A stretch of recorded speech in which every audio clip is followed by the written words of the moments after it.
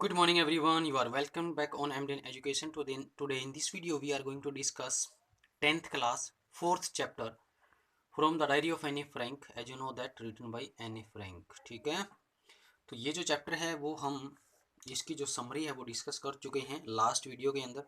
यदि आपने वो वीडियो नहीं देखी है तो फर्स्ट ऑफ ऑल उस वीडियो को वॉच करें और उसके बाद क्वेश्चन को सोल्व करें। ठीक है, तो इसका आज जो हम एनसीईआरटी सॉल्यूशन करने जा रहे हैं तो इसके 3 क्वेश्चन है जो वो ऑलरेडी हम लास्ट वीडियो के अंदर डिस्कस कर चुके हैं। तो नेक्स्ट जो क्वेश्चन है for today, how did Anne justify her being a chatterbox in her essay. आपको पता है कि जो मिस्टर किसिंग थे वो एने के क्या थे, मैथ्स टीचर थे। ठीक है, और एने जो है बहुत ज़्यादा टॉकेटिव थी, चैटरबॉक्स थी।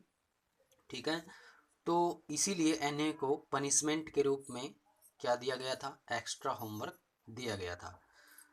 ठीक है, तो स्टार्ट करते हैं। तो जब एनए को एक्स्ट्रा होमवर्क दिया गया ऐसे के रूप में लिखने के लिए, ठीक है, टॉपिक क्या था, चैटर बॉक्स, चैटर बॉक्स। ठीक है, तो उसके ऊपर एनए ने किस प्रकार से जस्टिफाई किया। ठीक है, Anne justified her being a chatter box.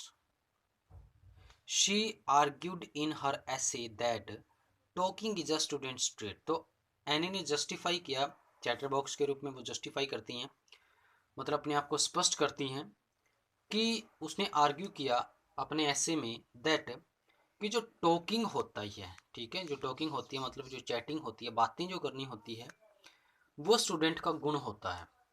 ठीक है, ट्रेट होता है। एनए के अनुसार क्या है, एनए के अनुसार टॉकेटिव क्या है, टॉकेटिव होना क्या है, स्टूडेंट्स का ट्रेट है। She also argued that her mother is habitually of talking too much.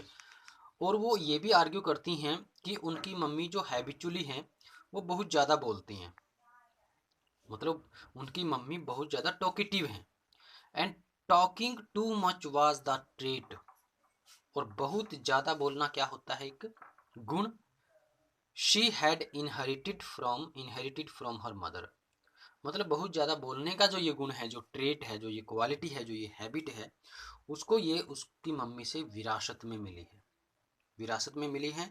And therefore she could not do anything to cure to her being talkative. तो इसीलिए वो इस आदत को नहीं बदल सकती थी। टू हर मतलब इस आदत को उसके लिए बदलना क्या था, मुश्किल था।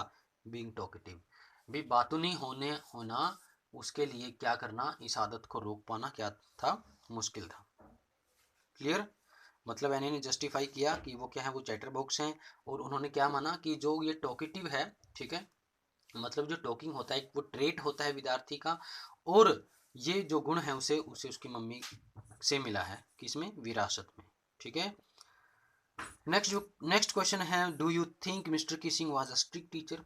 आपको ऑलरेडी मैंने बताया है कि मिस्टर किसिंग उनके मैथ्स के टीचर थे और वो चाहते थे कि एने उनकी क्लास में ना बोले। जब उनका पीरियड आए तो एने बहुत ज़्यादा बोलती थी और वो चाहते थे कि वो एने है जो क्लास में बात ना करे, सिर्फ अपनी स्टडी के ऊपर फोकस रखे।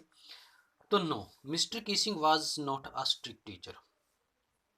क्या आप सोचते हो कि मिस्टर किसिंग क्या थे, एक स्ट्रिक्ट टीचर थे? नहीं, वो स्ट्रिक्ट टीचर नहीं थे। In fact he was a jovial kind of teacher. वास्तव में वो एक जोवियल काइंड ऑफ टीचर थे, एक फनी टाइप के टीचर थे। And he simply wanted to put a check on Anne talking so much in his period. ठीक है, लेकिन वो चाहते थे, लेकिन वो अपने पीरियड के दौरान चाहते थे कि एने है जो वो इतना ज़्यादा बोलना क्या कर दे, बंद कर दे। ठीक है, मत क्योंकि वो एने जब बोलती थी तो टीचिंग और जो लर्निंग प्रोसेस होती है उसके बीच एक डिस्टरबेंस क्रिएट होती थी। तो उस डिस्टरबेंस को वो रोकना चाहते थे। तो सिंपली वो चाहते थे कि एने है जो वो अपने बहुत ज़्यादा बोलने के ऊपर क्या लगाए, लगाम लगाए, उसको रोके। And that was why he gave Anne to write an essay as extra homework. तो यही वजह थी कि उन्होंने एने को एक्स्ट्रा होमवर्क के रूप में एक ऐसे लिखने को दिया था। And later we see that he always made. और बाद में हम देखते हैं कि वो हमेशा जोक्स इन हिज पीरियड, कि वो हमेशा अपने पीरियड में जोक्स करते रहते थे। ठीक है, मजाक करते रहते थे। नेक्स्ट क्वेश्चन है, what made mister Keishing allow any two talk in the class.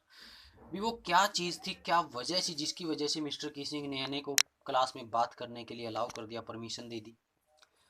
Mister Keesing try to play a joke on Anne. अब मिस्टर किसिंग ने एने को 3 बार चेतावनी दी, 3 बार उनको एक्स्ट्रा होमवर्क दिया गया था। फर्स्ट का क्या नाम था? A chatter box, second an incorrigible chatterbox, and third क्या था?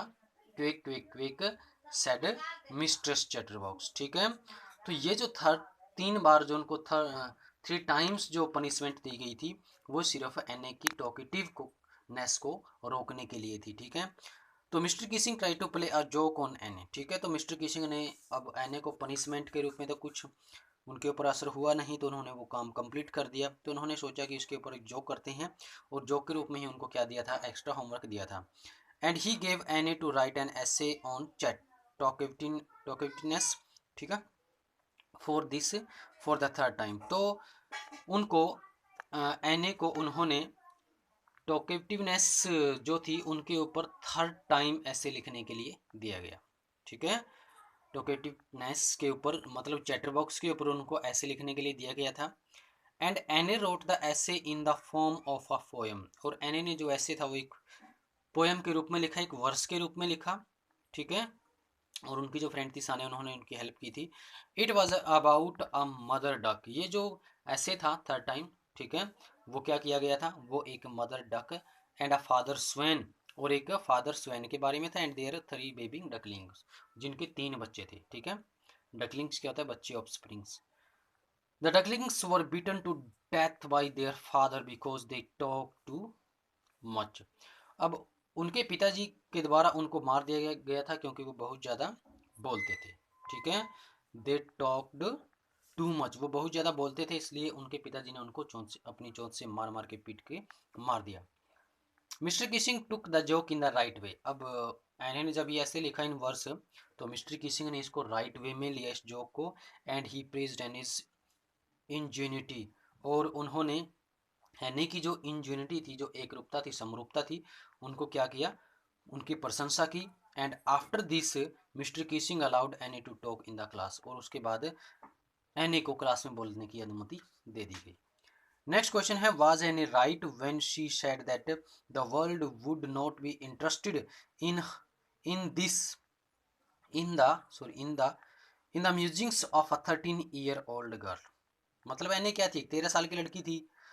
तो क्या एने सही थी कि जो ये संसार है, जब एने ने कहा था कि कोई भी व्यक्ति संसार में कोई भी व्यक्ति एक 13 साल की लड़की के द्वारा लिखे गए विचारों में रुचि नहीं लेगा, तो क्या एने ने जब ये कहा ये सही थी? Yes, Anne was right to saying so. It is because the world usually interested in reading the thoughts of great man.